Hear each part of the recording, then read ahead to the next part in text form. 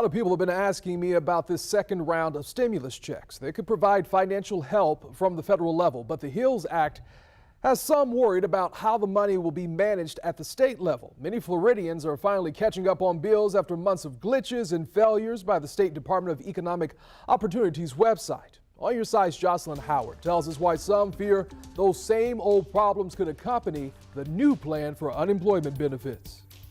If new benefits are developed, that means DEO's system would need to be updated, and we know how that went months ago.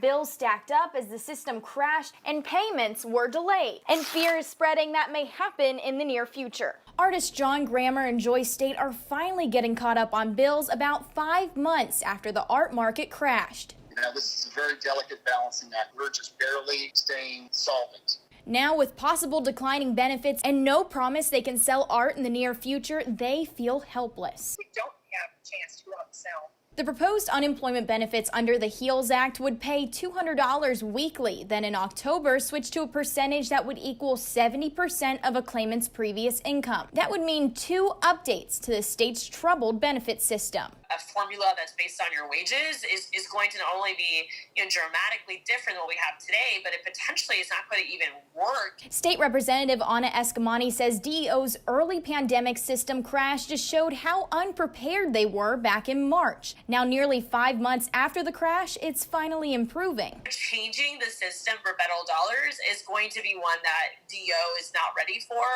and will potentially lead to more delays.